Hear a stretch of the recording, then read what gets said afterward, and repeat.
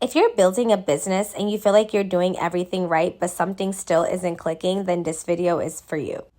No one shows you the uncomfortable parts of building a brand. They'll show you the wins on Instagram, the aesthetic, the highlight reel, the fancy dinners, the purses, the clothes. But today, as always, I'm pulling back the curtain and showing you exactly what it takes, because if I knew these 5 things earlier, I would be so much further ahead. And as always, I'm filming content, so this is like the BTS of me talking over it. So let's just jump right in. Hey guys, welcome back to my channel. If you're new here, this channel is Raw Business Talk, feminine energy and entrepreneurship, and the actual behind the scenes of what it looks like to build. Today we're talking about the 5 things that are actually building my brand as we speak right now. So first and foremost, it's showing up uncomfortably. The first thing for me is always showing up when it just doesn't feel comfortable. I don't love making videos and content. Like, it's not something that comes supernatural for me to do, but I do it anyway. Here's why.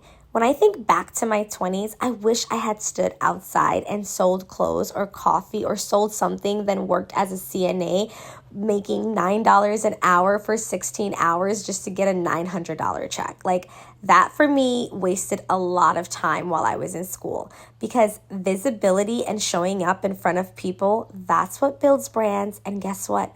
That's what makes sales.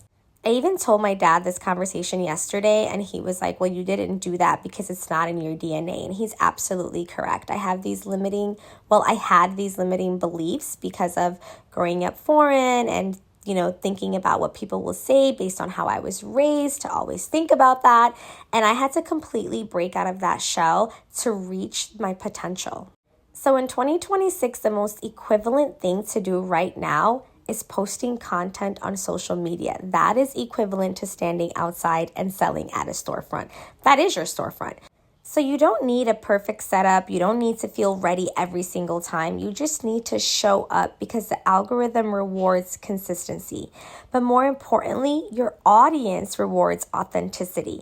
They want to see you, not the polished version of you, but they actually literally want to see you and what you're doing. Right now in 2026, that is what the market is yearning for: being real and being authentic. Number 2 is absolutely mindset, which it really should have been number 1. So for instance, a few weeks ago, I said I was going viral on LinkedIn because I was so tired of cold calling, and I'm like, there has to be a different way. And guess what? I did. I didn't say I hope or I'm going to try. I said I was going to. Back in August of 2025, I knew exactly what my client numbers would look like by June.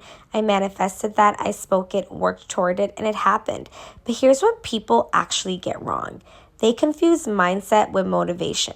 Motivation expires. Motivation is nothing. Motivation is actually crap if you do not have discipline, because your body will get tired, your feelings will change, and circumstances will happen. Every day is different, but discipline doesn't run out when your mindset is locked in. Mindset is like the nutrition that feeds discipline. Discipline drives action, and actions are what create results.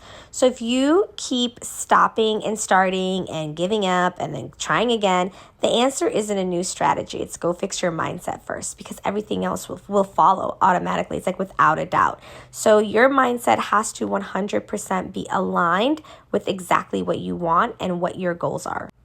I wish someone told me this back in my 20s when I had my coffee shop, but number 3 is obviously hiring the right team and actually getting your time back. When I had my cafe, I was working in my business every single day, thinking that was how you build it. I didn't get when people said hire so you can grow. I thought, how am I building if I'm already working? Like, I thought working was building, but no, you're an employee at that time, right? You're not really building.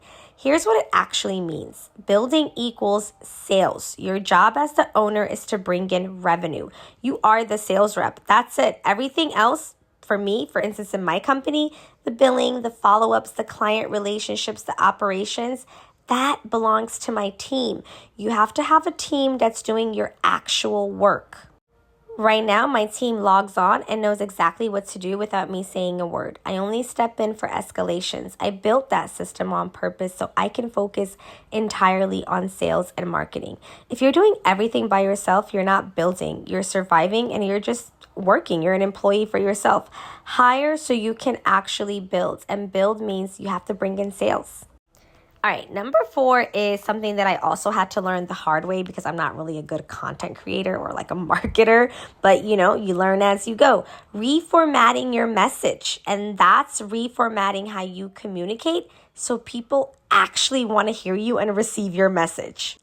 You can have the best message in the world, but if it's boring, if it's stiff, if it feels like a lecture, people are going to keep scrolling.